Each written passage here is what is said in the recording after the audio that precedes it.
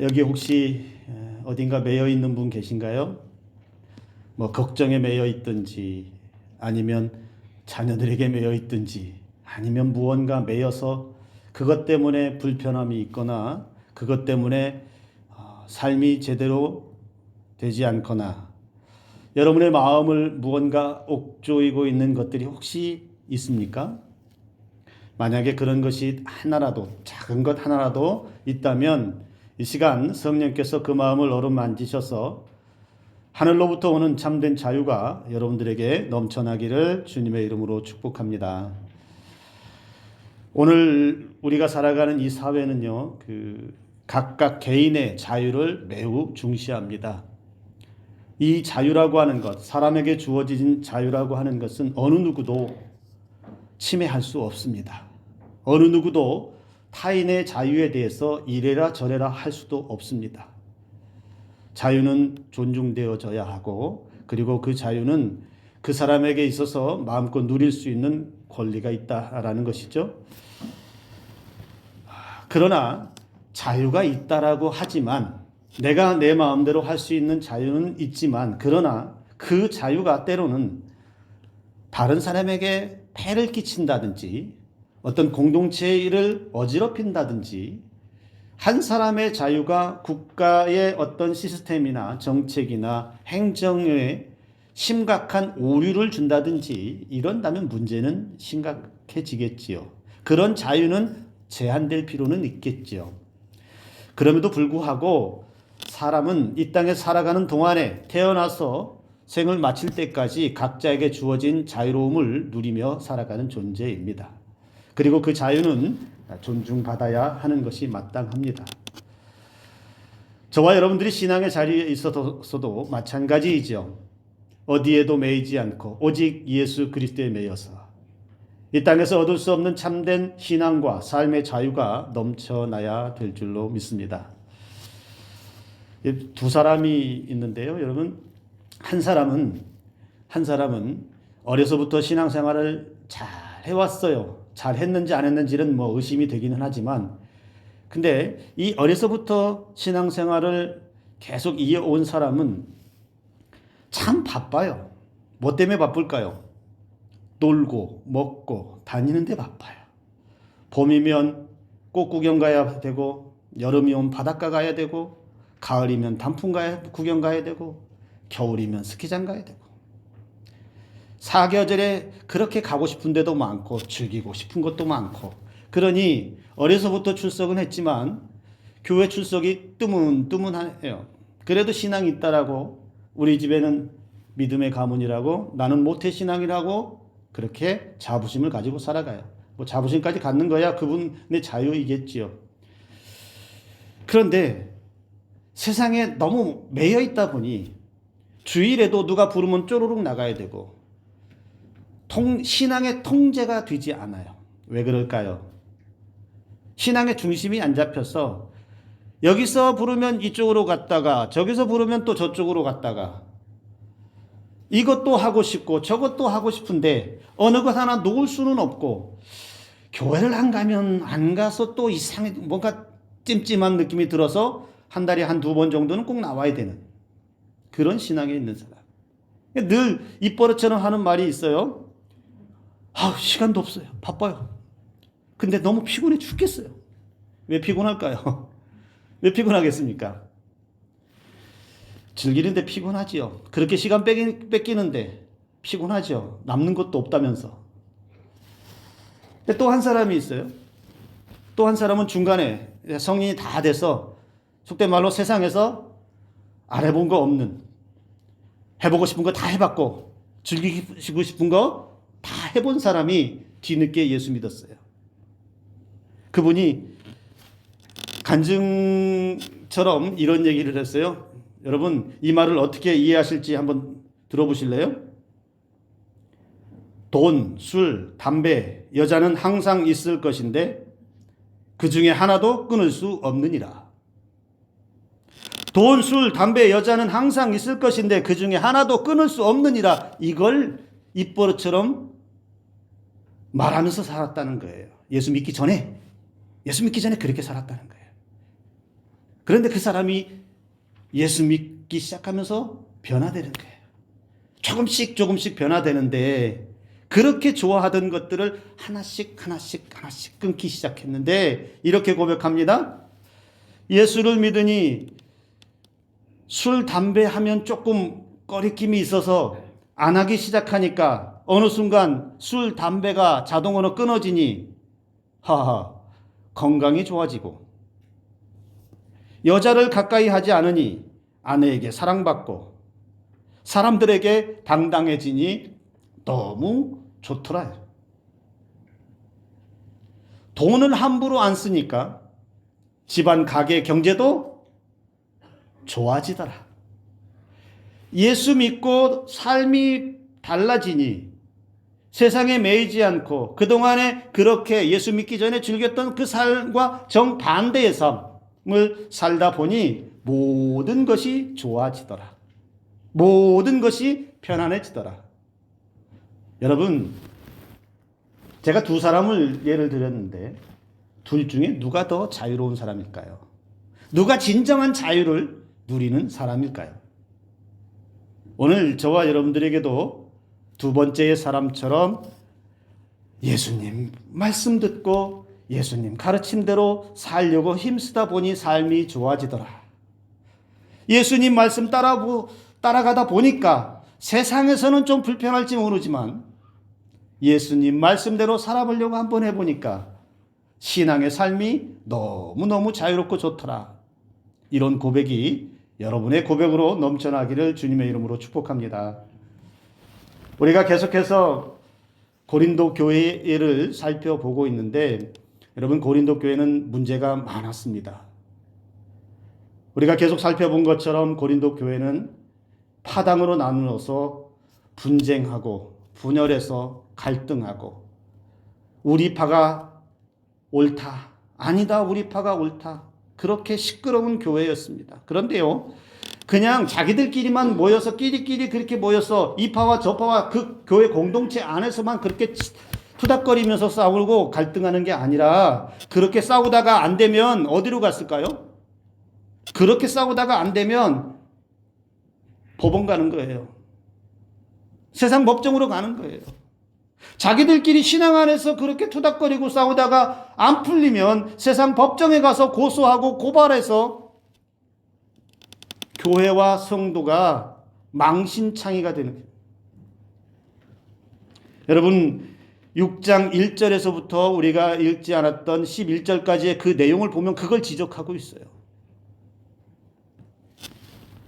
그러니 세상 사람들이 여러분 오늘날도 마찬가지죠. 교회 공동체에 갈등이 일어나고 분열이 일어나고 문제가 생기면 그 안에서 해결이 안 되면 어떻게 해요? 성도가 성도를 고소하고 고발하고 목회자를 고발하고 직분자를 고발하고 그래서 뉴스나 이런 데 보면 그런 판결들이 뉴스에 나오고 하는 그런 소식들을 들으면 참 부끄럽기 짝이 없어요.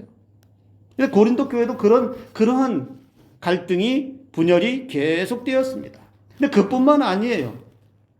교회 안에서 싸우죠. 교회 밖에서 싸우죠. 그러니 교회 안이나 교회 밖이나 시끄러운 건 매 마찬가지고 더더욱 놀라운 일들은 그것뿐만 아니라 이 고린도 교회가 거룩한 예배 공동체가 물들기 시작합니다. 음란함으로 물들기 시작했어요. 거룩한 교회 공동체가 세상에 세속화가 들어와서 교회 안에 음란함이 스물스물 들어와서 영적으로 위험 수위에 이릅니다. 거룩한 백성들이 거룩한 예배당에서 거룩한 하나님 앞에 거룩한 예배 자리에 나아가야 하고 그 거룩하신 은혜를 받아야 하는데 그들의 속사람 마음속에는 세상에 타락한 그 음란함들이 가득가득 들어있었다는 거예요. 이런 거 아니었을까 싶어요. 고린도 교회 성도들이 와서 예배 드릴 때는 거룩 오늘 우리 찬양했죠. 거룩 그래 그렇게 찬양하면서 속으로는 뭘 생각할까요? 예배 마치고 어느 노래방으로 갈까? 오늘은 누구를 만나서 어디 바닷가에 가서 찬 한잔 할까? 제가 해본 건 아니에요. 해본 걸 얘기하는 건 아니에요. 예. 고린도 교회 성도들 가운데 그런 세상의 타락한 문화들이 그 속사람 마음속에 들어와서 영적으로 위험 수위에 이르는 거예요. 그런데 그렇게 영적으로 자신이 세상의 음란함에 물들어 있고 교회의 거룩한 공동체가 물들어가고 있는데 심각성을 모르는 거예요.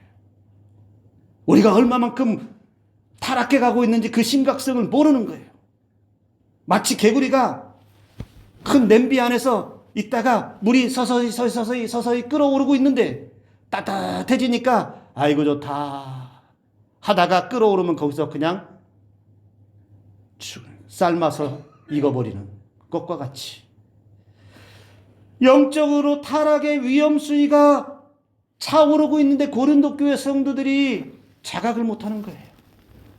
그러면서 그들은 이렇게 말합니다. 아니 우리가 누구에게 매일 필요 있습니까? 우리도 자유가 있는데요. 우리가 이것을 하든 저것을 하든 뭐가 문제입니까? 그들은 교회 공동체 안에서 그렇게 큰 소리 쳤어요. 우리는 무엇이든지 할 수 있습니다. 나의 자유에 대해서 이러쿵저러쿵 하지 마십시오. 나에 대해서 함부로 그렇게 판단하지 마십시오. 물론 그들은 자유인입니다. 어디에도 매일 필요 없지요. 얽매일 필요 없습니다. 원하는 대로 살 권리가 있습니다. 그 자유를 마음껏 누릴 수 있어요. 그러나 사도 바울은 그들을 향해서 이렇게 분명히 말합니다. 자유가 아무 것이나 다 할 수 있는 것은 아니다. 자유가 있다라고 해서 아무 것이나 분별 없이 막 할 수 있는 그런 삶이 아니다라고 하는 것을 분명히 말합니다. 여러분 12절 말씀에서 오늘 시작할 때 그렇게 이야기하고 있습니다. 모든 것이 여러분에게 내게는 허용되어 있습니다. 그렇지만 모든 것이 다 유익하지는 않습니다. 여러분 모든 것 다 할 수 있어요. 여러분 마음대로 다 할 수 있습니다. 자유롭게 할 수 있어요. 매이지 않고 할 수 있어요. 그런데 그게 다 여러분에게 유익한 것은 아닙니다. 고린도 교회 성도들은 이 자유에 대해서 잘못 이해했어요. 여러분 그리스도인들 신앙인들의 자유는 무엇입니까? 우리에게 있어서 가장 중요한 자유는 무엇이죠? 여러분들이 누릴 수 있는 최고의 자유가 뭐예요? 그것은 여러분 우리가 신앙인들이 예수의 사람들은 그리스도인들이 누릴 수 있는 최고의 자유는 이 땅에 죄에 매이지 않고 죄의 노예가 되지 않고 사망의 권세에 무릎 꿇지 않고 예수 그리스도의 십자가로 말미암아서 죄로부터 해방된 자유 아니겠습니까? 죄에 끌려다니지 않을 자유가 우리에게 있다는 거예요. 예수님이 주신 자유가 바로 그 자유라는 거예요. 우리의 최고의 자유는 바로 이것이라는 거예요. 그런데 그 자유를 얻었다고 해서 세상에서 아무렇게나 살라고 하는 그 의미까지 준 건 아니라는 겁니다. 죄에 매이지 않고 예수 그리스도의 십자가의 은혜로 살아가는 사람들이 자유롭게 모든 것을 허용돼서 살 수는 있지만 그러나 분별해야 하는 자유도 있다라는 것이지요. 그리스도인들이 누리는 자유의 핵심, 죄의 멍에를 벗어버리고 더 이상 죄에 끌려다니지 않도록 거룩한 은혜에서 살아가야 할 자유가 우리에게 주어져 있습니다. 그래서 여러분 우리 신앙인들의 자유함의 삶에서는요 우리가 그 자유함의 삶을 더럽혀서 살면 안 된다는 거예요. 내가 신앙의 자유를 갖고 살아가면서 세상 가운데서 내 자유로운 신앙의 삶이 더럽혀지고 오염되고 세상의 타락에 물들어가면 그것은 여러분 주님으로부터 책망 정도가 아니라 우리의 신앙이 아무것도 아닌 결국에는 심판에 이르게 될 것이라는 것이죠. 이 고린도 교회 성도들은 당시에 타락한 그 시대의 주류 이단이었던 영지주의의 영향을 받았습니다. 당시에 강력한 영지주의의 영향을 받아서 그 영지주의자들은 육체를 매우 경시했어요. 그래서 육체적 쾌락을 추구할 자유가 있다라고 주장했어요. 얼마든지 즐길 수 있다. 그러다 보니 육체적 쾌락을 추구할 자유가 있다라고 하는 그 착각 속에서 그들이 거룩한 공동체에서 예배드리다가 세상에 나아가면 세상 속에서 하고 싶은 거 다 하고 누리고 싶은 누리고 세상의 향락에 흥청망청 그렇게 살다가 또 주일날 와서 예배 드리고 가고 세상에서는 또 그렇게 흥청망청 살다가 또 와서 예배 드리고 가고 도대체 이게 신앙인지 아닌지 헷갈릴 정도의 삶을 살았다라는 겁니다. 그러니 거룩한 교회 공동체가 전체적으로 서서히 타락에 물들 수밖에 없는 거지요. 거룩해야 할 신앙인의 삶이 거룩하게 은혜를 가지고 살아야 할 삶이 그 거룩한 은혜를 더럽히지 말아야 할 삶이 세상에 때를 묻혀오기 시작하고 그 때를 벗기지 못하고 더 더러운 것을 또 묻혀오고 또 묻혀오고 나만 묻은 게 아니라 옆에 있는 사람들도 같이 묻히다 보니 함께 타락의 길로 걸어갈 수밖에 없었다는 거죠. 교회 안에 하나님의 말씀이 움직여야 하는데 성도들은 하나님의 말씀을 영향을 받아야 하는데 그런 영향은 하나도 받지 않고 예수 그리스도의 십자가의 은혜의 영향은 하나도 받지 않고 영지주의와 같은 이단의 영향을 받아서 타락한 사람의 말의 꼬임에 영향을 받아서 세속적인 문화와 가치들을 끌어와서 그래 얼마든지 나는 죄로부터 해방되었는데 누릴 권한이 있지. 아니 왜 얼마나 산다고 먹고 싶은 거 못 먹고 하고 싶은 것도 못 하고 어떻게 세상에 그렇게 매여서 그렇게 초라하게 살 수가 있겠어? 얼마나 산다고 좀 즐길 수 있는 것도 즐기고 하고 싶은 것도 하고 가고 싶은 것도 가고 내 눈이 좋은 대로 내 마음에 끌리는 대로 얼마든지 할 수 있지. 그러나 여러분 기억하십시오. 하나님의 거룩하심은 결단코 세상의 타락과 더러움과 함께하지 않습니다. 우리의 마음속이 더러워져 있으면 우리의 마음속에 음란함으로 가득 차 있거나 우리의 마음속에 세속의 때가 잔뜩 끼어 있으면 그곳에 하나님의 거룩하심은 오지 않는다라는 사실입니다. 우리가 때로는 세상 가운데 살 때요 하나님의 그 거룩하심의 은혜를 사모한다면 내가 하나님으로부터 죄로부터 해방된 신앙의 자유함 가운데 살기를 갈망한다면 어쩌면 우리 그리스도인들은 세상에서 조금 불편함을 느낄 수 있어야 돼요. 타락의 문화가 불편해지고 세상의 세속적인 문화가 불편해지기 시작해야 돼요. 이게 은혜입니다. 남들이 즐기는 거 못 즐긴다고 해서 아이고 나는 왜 저렇게 못할까? 주일날 가고 싶은 데도 많을 텐데 하고 싶은 일도 많을 텐데 나는 왜 주일 11시만 되면 여기 예배당에 앉아갖고 여기는 그런 분들이 한 분도 안 계시잖아요. 그러니까 저는 편하게 말을 하지만 종종 그런 분들이 있단 말이에요. 신앙도 매여가지고 쩔쩔쩔쩔 매여가지고 하시는 분들이 있단 말이에요. 왜 그럴까요? 세상의 즐거움을 놓지 못해서 그런 거잖아요. 내가 못 즐기고 내가 못하면 무슨 생각을 해요? 나는 손해보고 사는 것 같아요. 남들은 다 할 거 다 하고 즐길 거 다 즐기고 그리고 예배 드릴 때도 예배 드리고 그래도 잘 사는 것 같은데 우리가 세상의 타락한 문화나 음란함이나 세속적인 문화에 익숙해지면 여러분 그게 타락이에요.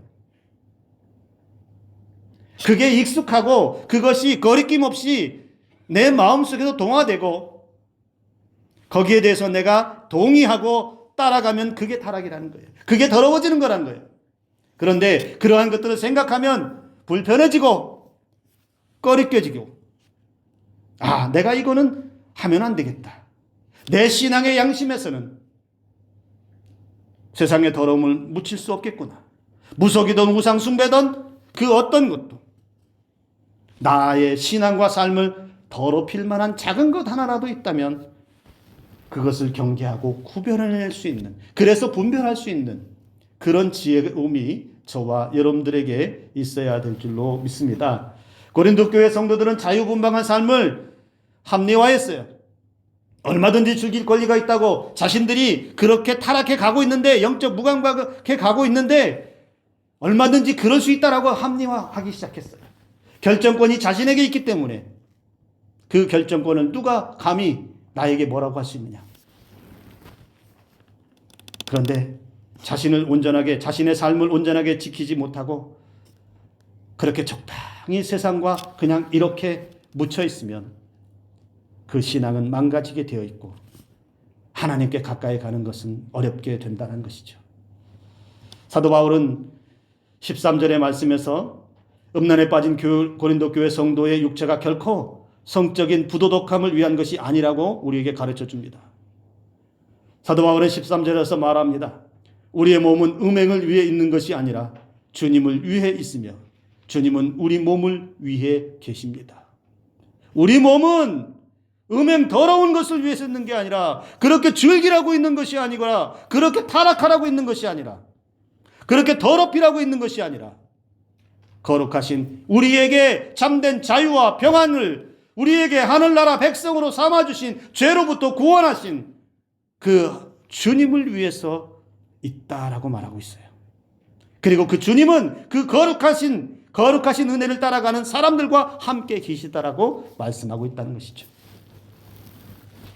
바울은 성도의 몸, 마음은 거룩하고 순결한 삶과 봉사를 하기 위해서 있는 것이라고 존재하는 것이라고 그렇게 가르쳐 줍니다. 사람은 자신의 육체적 욕망을 위해서 존재하는 그런 물질적인 존재가 아니다. 그런 모든 물질적인 것들은 다 사라진다. 내가 가지고 있던 돈도 사라지게 될 것이고 그 즐거움과 쾌락도 사라지게 될 것이고 그러나 하나는 남는다. 뭐가 남을까요? 주님의 은혜는 남아있어야지요.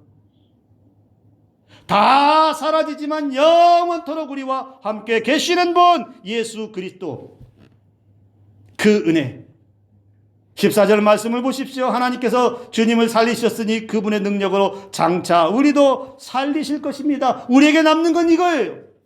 그래서 우리가 이 은혜를 따라가야 되는 거예요.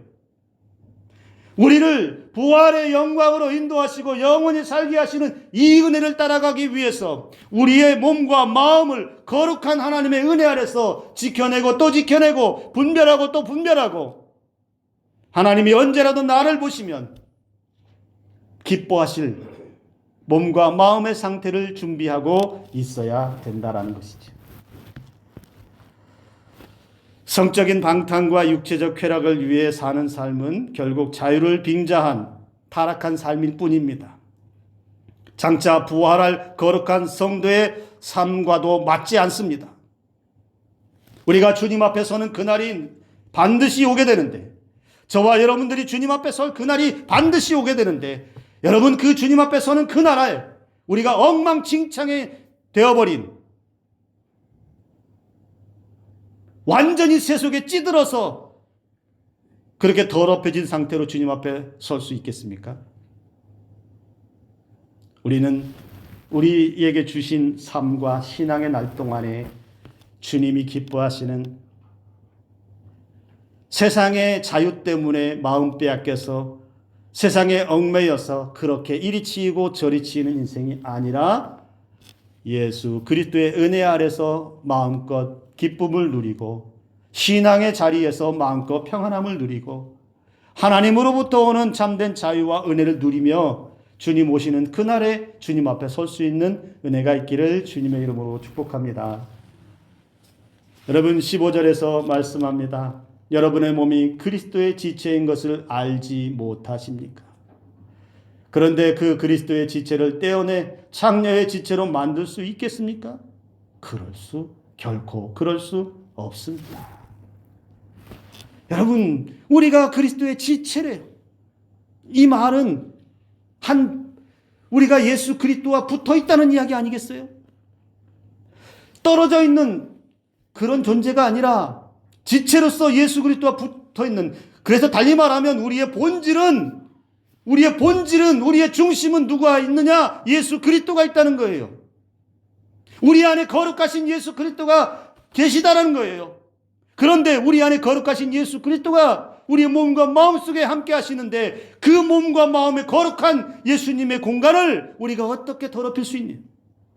어떻게 세상의 타락으로, 어떻게 세상의 음란함으로 우리의 몸과 마음을 더럽힐 수 있느냐? 결코 그럴 수 없다라고 사도 바울이 우리에게 가르쳐주고 있어요. 우리는 예수의 사람으로, 우리 본질이 예수님으로서 우리 안에 계시는 예수 그리스도를 여러분 우리 몸과 마음 밖으로 밀어내지 마세요. 그 밀어내는 게 뭐예요? 더러움이잖아요. 영적으로 타락이잖아요. 영적으로 타락하고 영적으로 무뎌지고 영적으로 때가 묻기 시작하면 예수님이 자꾸만 내 몸과 마음 속에서 멀어지는 게 되는 거예요. 고린도 교회 성도들이 그러한 삶에 빠져버려서 사도 바울은 그들에게 더럽혀지지 말라라고 경고하고 있다는 것이죠.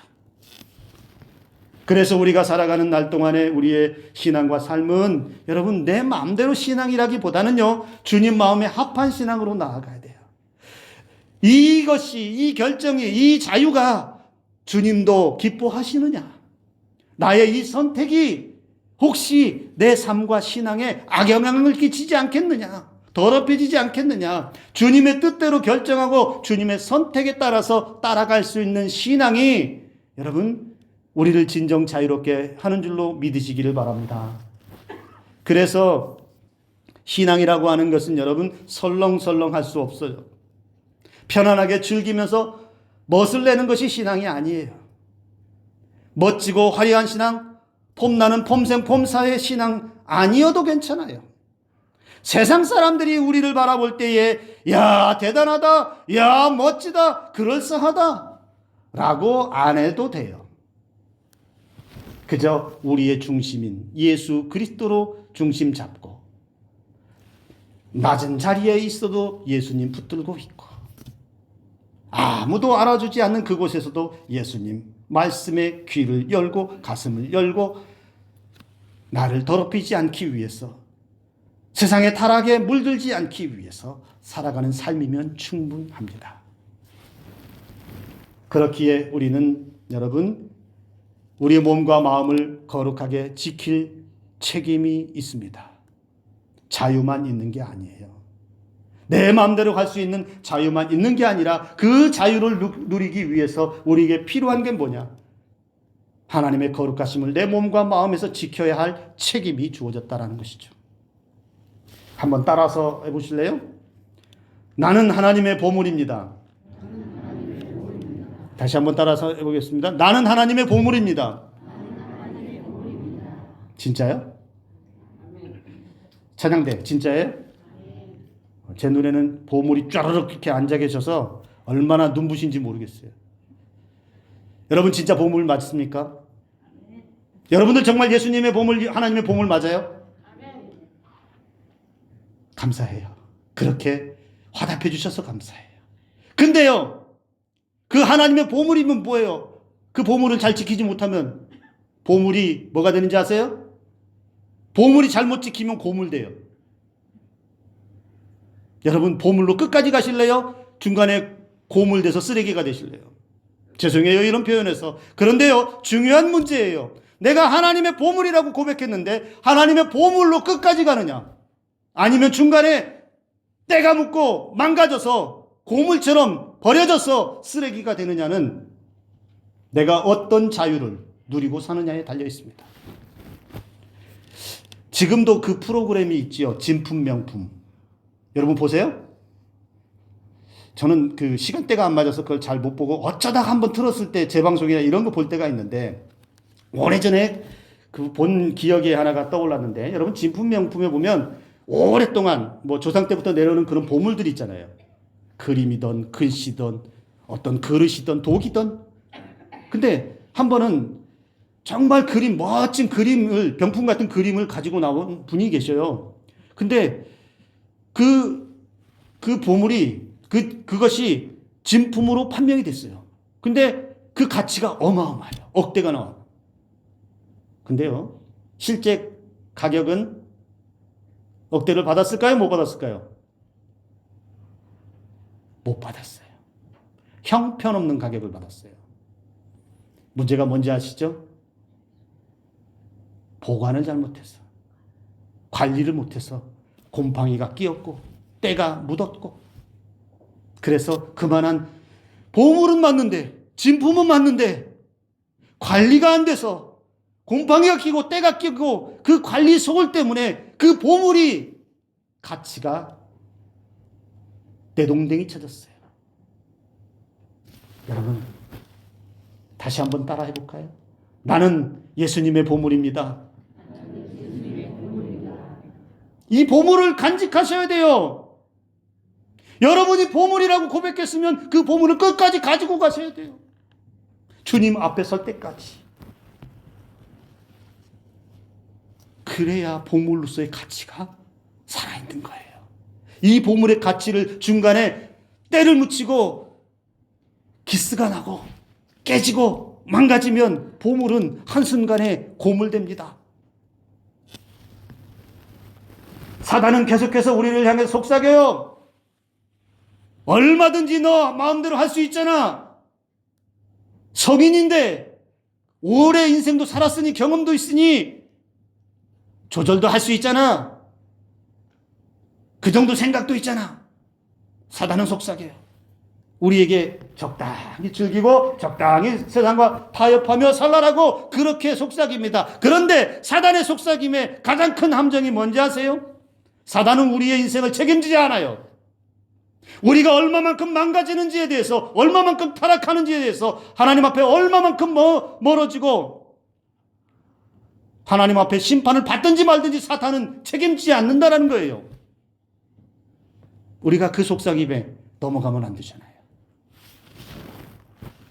오늘 저와 여러분들 사도 바울의 말을 기울이시기 바랍니다. 우리는 모든 것을 할 수 있습니다. 그러나 그 모든 것을 할 수 있는 것이 다 우리에게 유익하지 않습니다.